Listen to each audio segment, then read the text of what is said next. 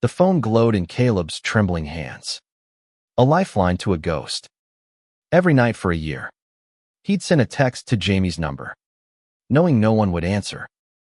Tonight, though, his heart stopped when the screen lit up. I miss you too.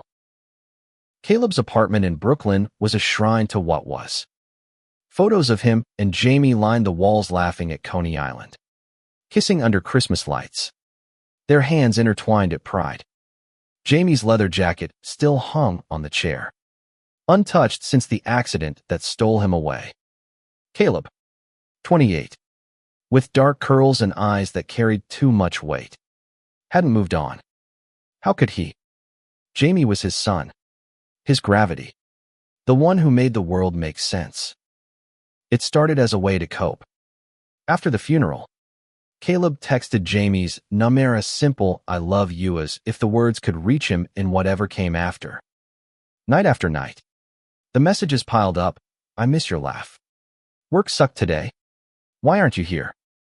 No reply ever came. But the act kept Jamie close, a tether to a life that felt like it belonged to someone else now. Tonight, though, the impossible happened.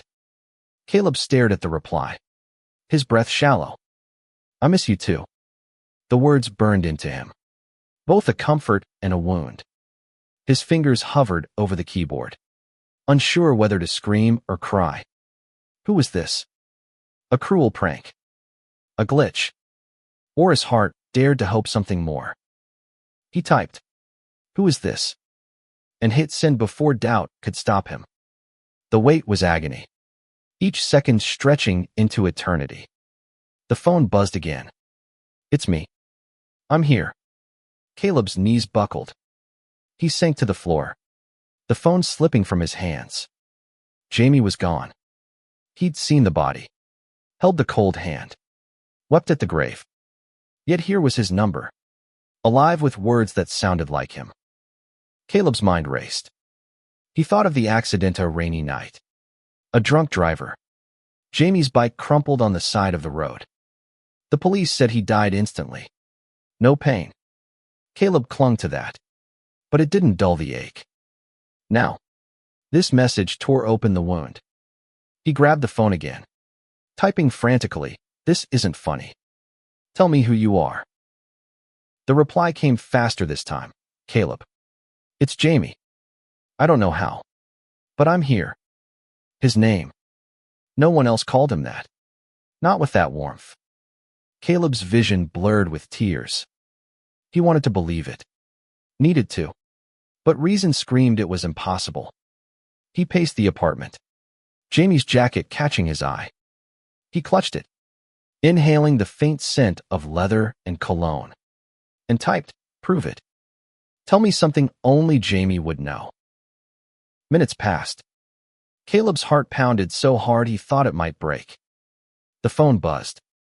"You proposed to me on the rooftop at sunset. You dropped the ring, and we laughed until we cried." Caleb froze. That moment was theirs alone, a secret sealed in a Brooklyn summer. No one else knew. Not his sister, not Jamie's mom. Just them. He sank onto the couch, clutching the phone like it was Jamie himself. How is this happening?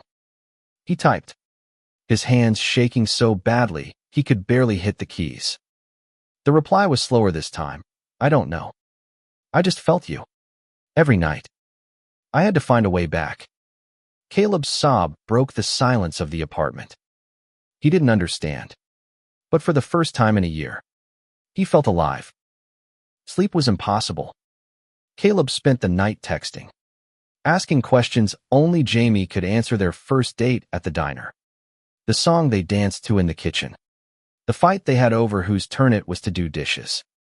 Each reply was perfect, laced with Jamie's humor, his warmth. By dawn, Caleb was exhausted but electrified, torn between joy and terror. Was this real? Was he losing his mind? He didn't tell anyone. Not his sister, Mia, who worried he was stuck in grief. Not his best friend, Leo, who kept pushing him to date again. This was his and Jamie's A fragile thread he couldn't risk breaking. But questions gnawed at him. How was Jamie reaching him? Was he trapped somewhere, needing help? Or was this some cosmic gift? A chance to say the things he never got to. Caleb's days blurred into nights, each moment consumed by the phone. He stopped going to work, ignored calls, let dishes pile up. The texts became his world. I see you. Caleb, you're still wearing my ring. And he was. The silver band Jamie had slipped on his finger that rooftop night. Caleb twisted it, his anchor to a love that refused to die. But something felt off. The texts came at odd hours, sometimes cryptic. I'm trying to hold on. One said, it's hard to stay. Caleb's stomach twisted. Was Jamie fading? Or was this something else entirely? He needed answers. But fear kept him tethered to the phone, afraid to push too hard and lose this miracle. One night, a new message came. Meet me where we first kissed. Caleb's heart leapt. The pier at Dumbo, under the Brooklyn Bridge, where they'd shared a shy, perfect moment 3 years ago. He grabbed his coat, Jamie's jacket, and ran into the night, hope and dread warring in his chest. The city buzzed around him, but all he saw was the pier, the water, the place where their love began. Would Jamie be there? Could he be? As Caleb reached the pier, the wind bit at his face, the river reflecting city lights like scattered stars. He clutched the phone, waiting for another message, his eyes scanning the shadows. Then, a figure stepped forward, a man, familiar yet wrong, his face half hidden in the dark. Caleb, the voice said, soft and achingly familiar. I'm here. Caleb's breath caught, his heart a drumbeat in his chest. The figure at the pier wasn't Jamie, not exactly. The man had Jamie's height, his broad shoulders, but his face was obscured by a hoodie, and his voice carried a strange echo, like it was coming from far away. Caleb stepped closer, the phone burning a hole in his pocket. Jamie, he whispered, afraid the word would shatter whatever this was. The man didn't move. I'm trying. Caleb, he said, the voice so much like Jamie's that it clawed at Caleb's heart. It's hard to be here. Caleb's eyes stung, the cold air mixing with tears. He couldn't stop. He wanted to run to him, to hold him, but something held him back, a prickling instinct that this wasn't right. Who are you? Caleb asked, his voice breaking. If you're Jamie, why can't I see your face? The figure shifted, and for a moment, Caleb thought he saw Jamie's eyes warm, brown, full of life. But then the man turned away, facing the river. It's me, he said, but I'm not whole. I don't know how to explain it. Caleb's mind spun. He wanted to believe, wanted it more than anything, but doubt gnawed at him. He pulled out his phone, hands trembling, and typed, show me your face. The figure didn't turn, but Caleb's phone buzzed. I can't. Not yet. I'm still finding my way back. The words felt like Jamie, but they also felt like a riddle, a half-truth. He took a step closer, the pier creaking under his weight. Jamie, if it's you, tell me why. Why now? Why after a year? The figure's shoulders slumped, and he spoke without turning. Your texts, they kept me tethered. Every night, I felt you. I had to try. Caleb's chest tightened. He remembered every message, every desperate word he'd sent into the void. Had they really reached Jamie? The figure gestured to the bench where they'd first kissed, its wooden slats worn by time and weather. Sit with me, he said. Caleb hesitated, then sat, keeping distance between them. The man stayed standing, his silhouette sharp against the city skyline. I don't have long, he said. This takes everything I have. Caleb's throat burned. Then tell me what's happening. Are you stuck? Do you need me to do something? The figure shook his head. Just keep talking to me. It's all I have. Caleb's heart cracked. He wanted to scream, to demand answers. But the fragility in the voice stopped him. Instead, he typed, I'll keep texting. But I need to know you're real. The reply came instantly. I'm as real as I can be. Caleb stared at the words, his hope and fear colliding. Days passed, and the texts continued. Caleb lived for them, each one a thread pulling him closer to Jamie or whatever this was. He stopped answering Mia's calls, ignored Leo's texts about grabbing drinks. His world shrank to the phone, to the pier, to the hope that Jamie was somehow still out there. But the messages grew stranger. I'm slipping. One said, it's cold here. Another, don't let me go. Caleb's dreams filled with shadows, with Jamie's face fading in and out like a bad signal. He started researching, scouring the internet for anything about phones, ghosts, or messages from the dead. He found stories of hacked numbers, cruel pranks, but nothing like this. One night, desperate, he called Jamie's old carrier. The operator's voice was flat. That number's been inactive since last year. No activity. No reassignment. Caleb's stomach dropped. If no one had the number, who was texting him? He went back to the pier every night, hoping the figure would return. But it was always empty. The texts kept coming, though, each one more desperate. I need you. Caleb. Don't stop. He didn't, pouring his heart into every message. But exhaustion was creeping in. He wasn't eating, wasn't sleeping. His boss left voicemails about missed deadlines. Mia showed up at his door, her face tight with worry. Caleb, you look like hell. What's going on? He couldn't tell her. How could he explain that he was talking to Jamie, or something pretending to be him? Instead, he mumbled about work stress and sent her away. But Mia's visit shook him. He needed answers, not just for himself, but for Jamie. If this was really him, was he trapped, suffering? Caleb couldn't bear the thought. He decided to push harder. Tell me where you are. He texted one night, sitting on the pier, the wind howling. The reply was slow, each word heavy. I'm nowhere. I'm everywhere. I'm with you. Caleb's frustration boiled over. He typed, that's not enough. I need to know how to help you. The response chilled him. You can't. But don't leave me alone. Caleb's resolve hardened. He couldn't keep living like this. Half in the world, half in a dream. He started digging deeper, tracking down Jamie's old friends, even contacting a medium he found online. The medium, a kind-eyed woman named Rosa, listened to his story over coffee in a cramped Manhattan cafe. Sometimes, she said, love is so strong it bends what's possible.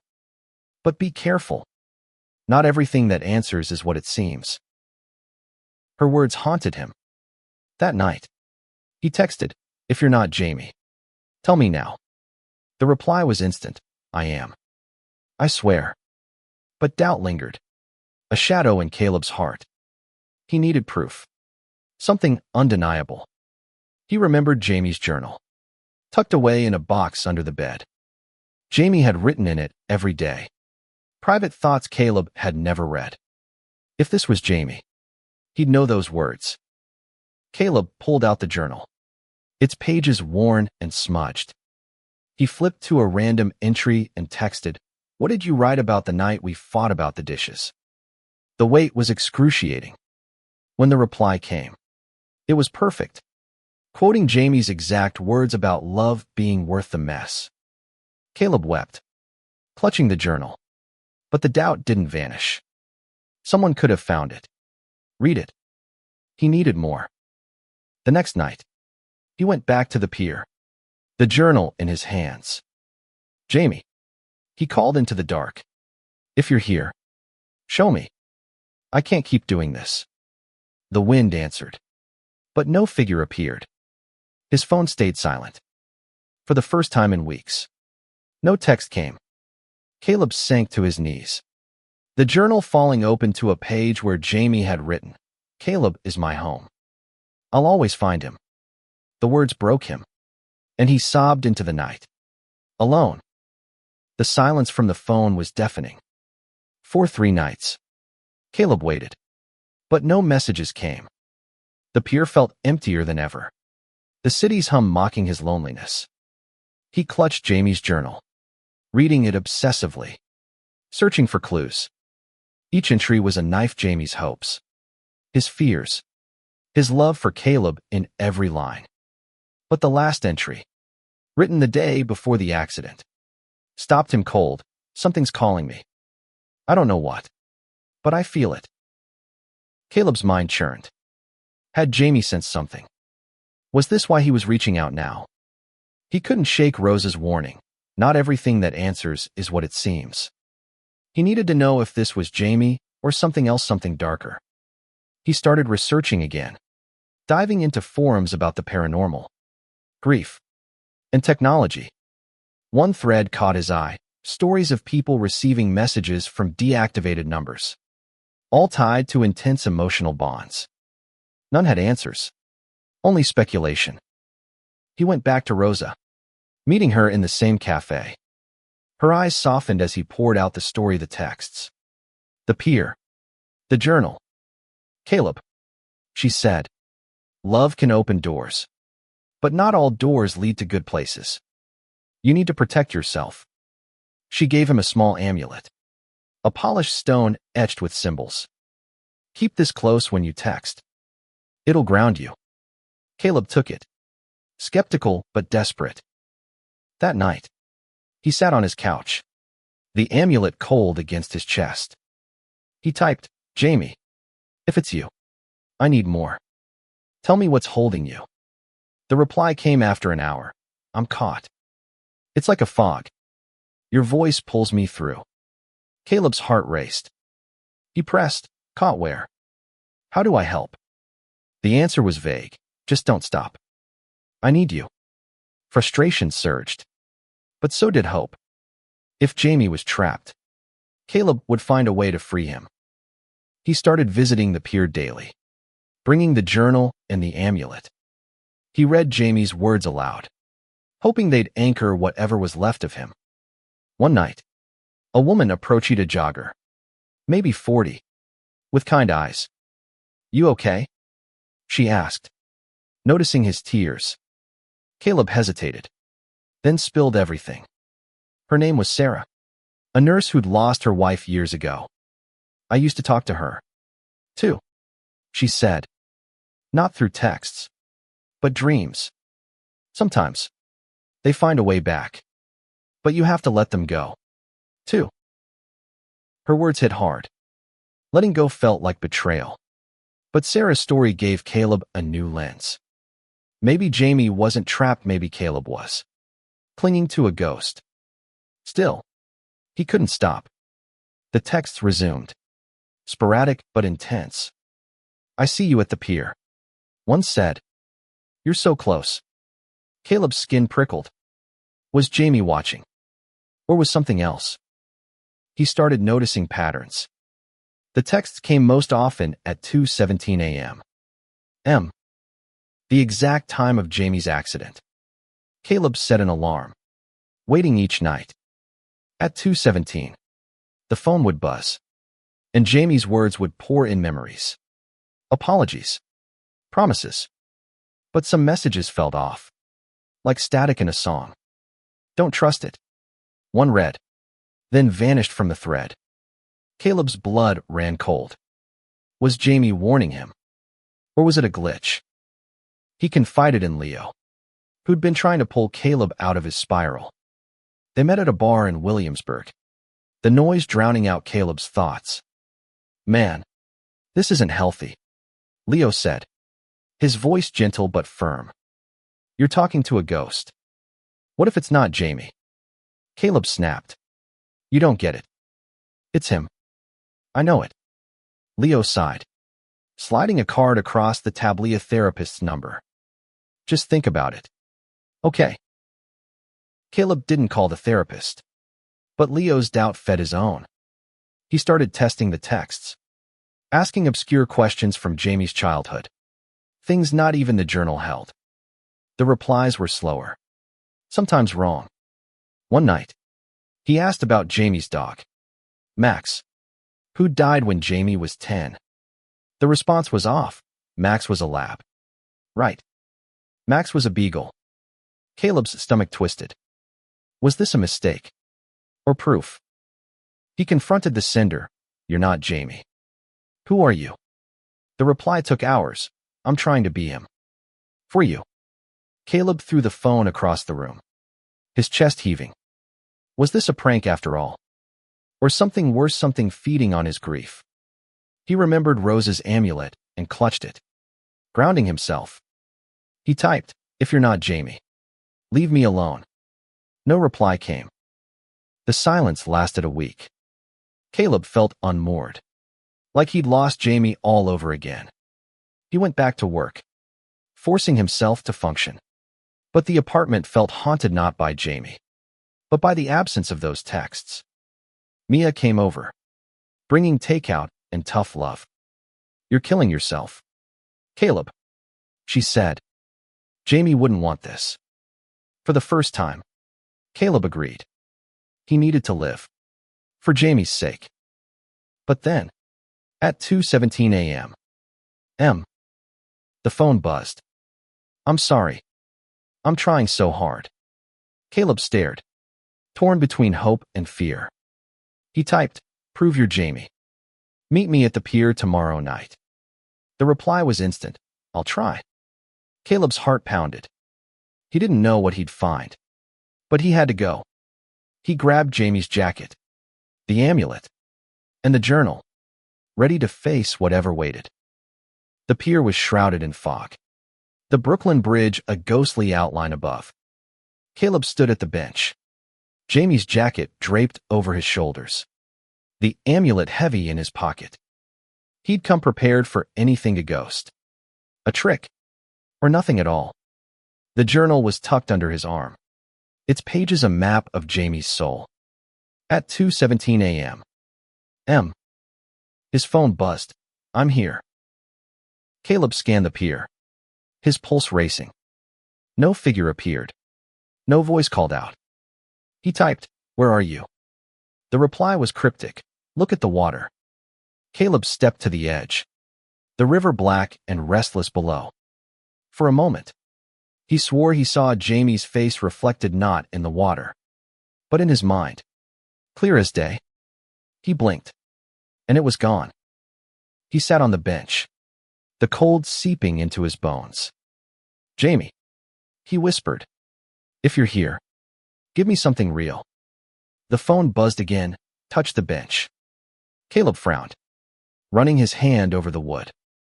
His fingers caught on a carving C+J, forever etched years ago during a summer night. He'd forgotten it was there. His throat tightened. Only Jamie would know. But doubt lingered. The wrong answer about Max. The cryptic message didn't add up. Caleb typed, if you're Jamie, tell me why you're doing this. The reply took minutes. I can't let you go. You're my anchor. Caleb's eyes burned.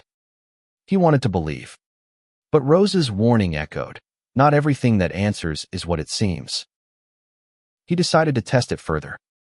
He opened the journal, picking an entry Jamie wrote about a fight they'd had over moving in together. What did you say to me after we made up? He texted. The reply was slow. I said you were worth every fight. It was close. But wrong, Jamie had said. You're my home. No matter what. Caleb's heart sank. Whoever this was, they were slipping. He confronted the sender. You're not him. Stop pretending. The response was frantic. I'm trying. Caleb. It's hard to hold on. Caleb's anger flared. He typed, leave me alone. The phone stayed silent, but the air felt heavy, like someone was watching. He stood, clutching the amulet, and shouted into the fog, If you're not Jamie, go away. The next day, Caleb went to Rosa again. Her cafe was warm, a contrast to the chill in his bones.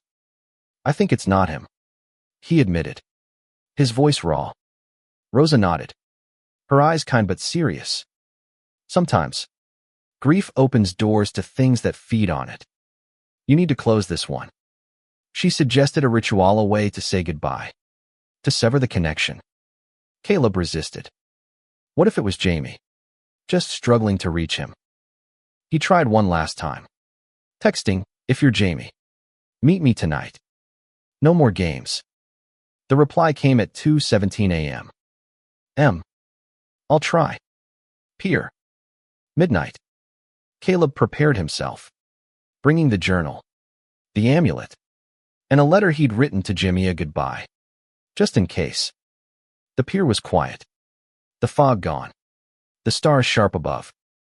He waited, but no one came. At 12:15, his phone buzzed. I'm sorry. I can't. Caleb's heart broke, but clarity came with it. This wasn't Jamie.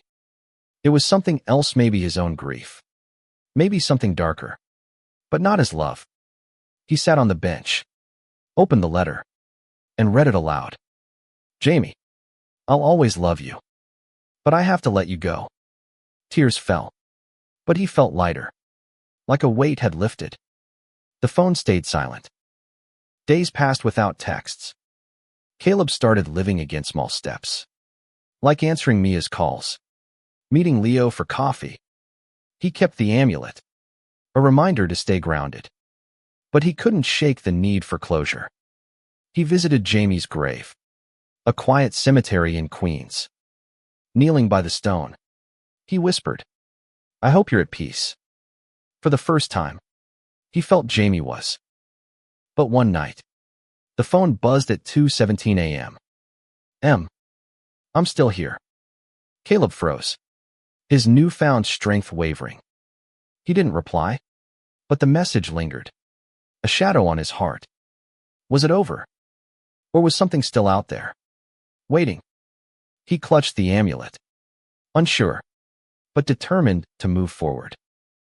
Caleb stared at the phone, the message glowing like a warning, I'm still here. He didn't respond, but his hands shook.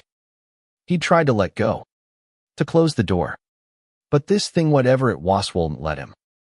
The amulet felt heavy around his neck, a tether to reality. But the pull of Jamie's memory was stronger. He needed to end this. For good. He went back to Rosa, his desperation raw. It texted again, he said, showing her the message. Her face tightened. This isn't your Jamie, she said firmly. It's something else, feeding on your pain. You need to sever it. She outlined a ritual, simple but powerful. At midnight, under a clear sky, Caleb would burn a letter to Jamie, releasing his love and any hold this entity had. She warned him, be strong. It'll fight to stay. Caleb spent the day writing the letter, pouring out everything, his love, his grief, his need to move on. Each word felt like a cut, but also a release. He chose the pier for the ritual, their place, where it all began. As midnight approached, he stood by the water, the letter in one hand, a lighter in the other. The sky was clear, stars piercing the dark. He read aloud, Jamie, you were my everything. I'll carry you always, but I have to live. He lit the letter, watching flames consume the paper. The amulet grew warm against his chest. As the ashes drifted into the river, his phone buzzed. Don't do this, Caleb. His heart lurched, but he didn't look. Another buzz, I need you. He clenched his jaw, tossing the phone onto the bench. You're not him, he said to the night. The air felt thick, oppressive, like something was pushing back. When he got home, the phone was silent, but the apartment felt different, lighter, like a shadow had lifted. Caleb slept for the first time in weeks, dreamless and deep. But the next morning, a new message waited. You can't let me go? Fear spiked. But so did resolve.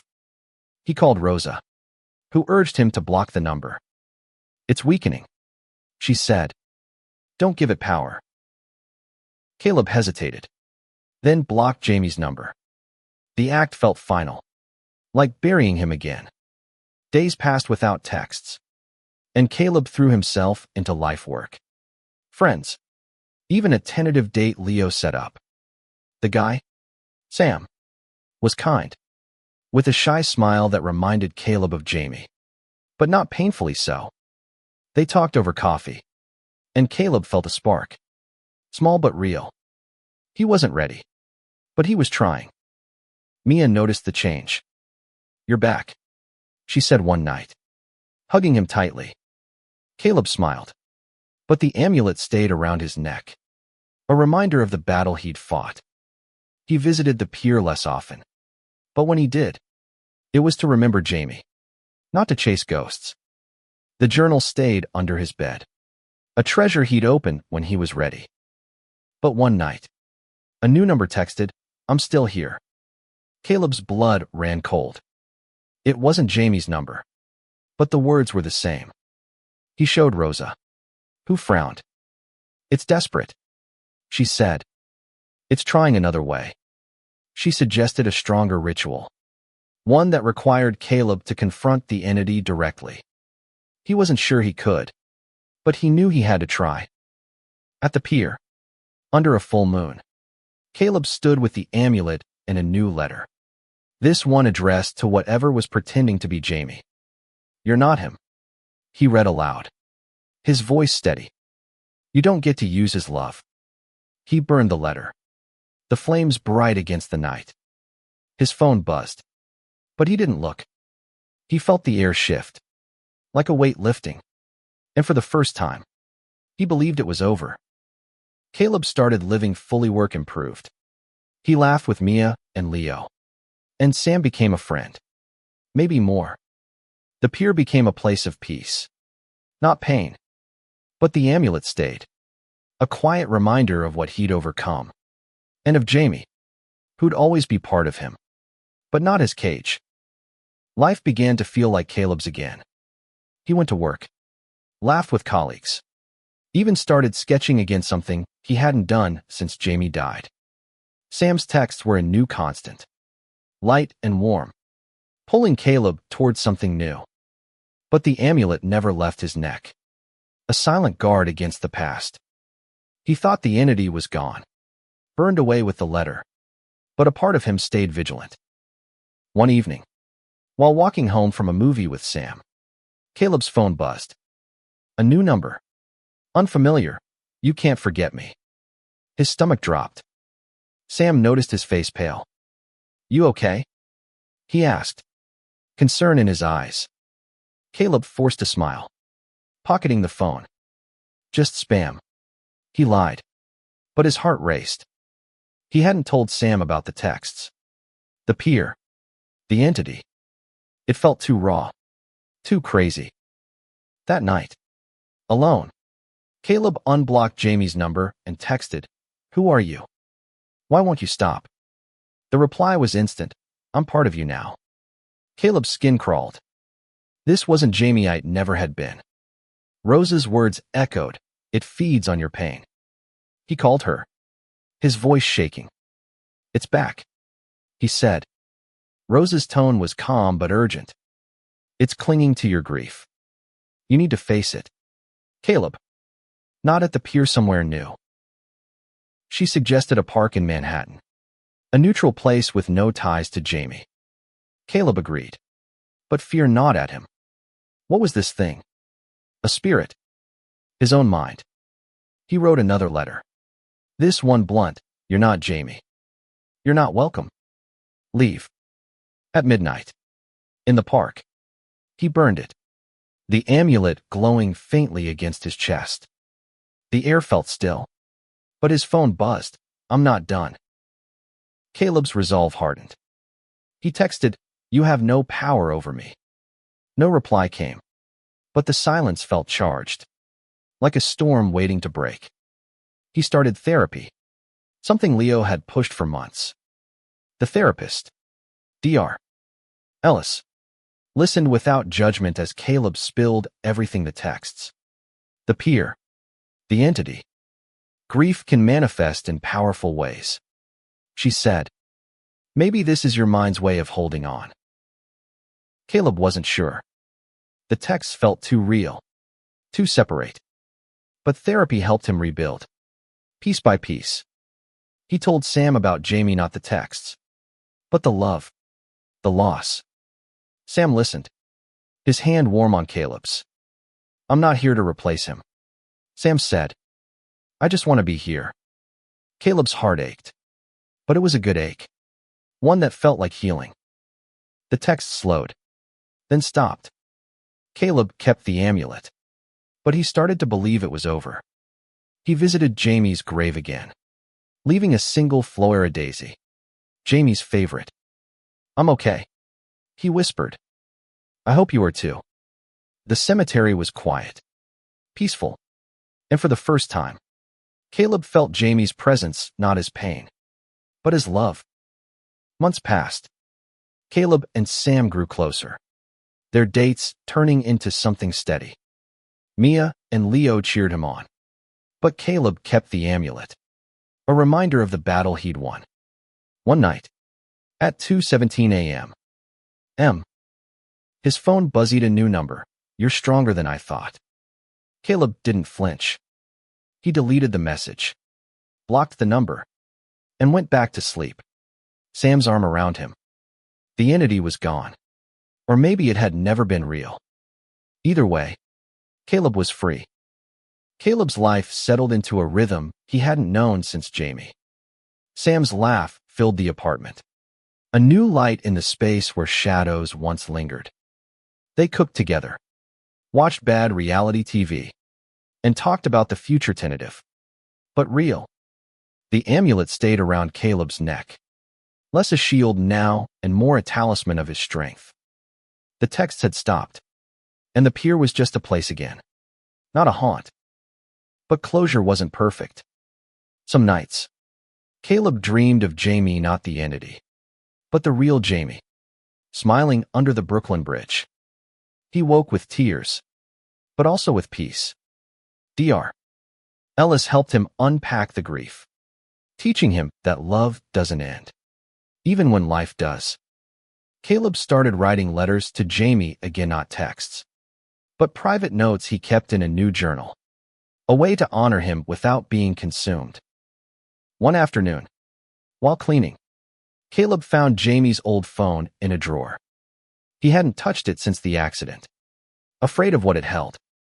He powered it on, the screen flickering to life. No new messages, just their old text, silly banter, plans for dates. I love you over and over. Caleb smiled, his heart full but not breaking. He kept the phone, a relic of love, not pain. Sam noticed the change. You seem lighter, he said one night, their hands linked on the couch. Caleb nodded. I'm getting there. He told Sam about the texts, the entity, the rituals. Sam listened, his eyes steady. You fought for yourself, he said. That's incredible.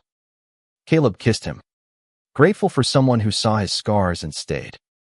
Mia and Leo threw a small party for Caleb's 29th birthday, a quiet affair in his apartment. Laughter filled the room, and for the first time, Caleb didn't feel Jamie's absence like a hole. He felt his presence, woven into the love around him. Later, alone, he wrote in his journal, Jamie, I'm living for both of us now. The amulet stayed, but Caleb didn't need it anymore. He kept it as a reminder, not of the entity, but of his own resilience. The pier became a place to walk with Sam, to talk about dreams, not ghosts. Life wasn't perfect, but it was his, and he was ready to live it. A year later, Caleb stood at the pier, the Brooklyn Bridge glowing against the dusk. Sam was beside him, their shoulders brushing, a quiet comfort. The amulet hung around Caleb's neck, a final nod to the journey that brought him here. He didn't come to the pier for Jamie anymore, but to celebrate himself, the man who'd loved, lost, and found his way back. He'd framed one of Jamie's drawings, a sketch of them at Coney Island, and hung it in the apartment he now shared with Sam. It wasn't about clinging to the past, but honoring it. Caleb's journal was full of new entries, letters to Jamie. Yes, but also hopes for the future, plans with Sam, dreams of a life rebuilt. One night, Caleb dreamed of Jamie again. Not the entity, but Jamie, whole and happy, standing on the pier. "You did it," Jamie said, his smile bright. "I'm proud of you." Caleb woke with tears, but they were soft, like rain after a storm. He knew it was just a dream, but it felt like a gift of final goodbye. Caleb and Sam planned a road trip across the country, something Jamie had always wanted to do. They'd scatter daisies at every stop, a tribute to love that endured. As they stood on the pier, Caleb took Sam's hand. "Thank you," he said, "for being here." Sam squeezed back. "Always." The phone never buzzed again. The entity, whatever it was, had faded, starved of Caleb's grief. He'd won, not by forgetting Jamie, but by living for him. The pier, the city, the stars, they were all part of Caleb's story now. A story of loss, love, and the courage to keep going.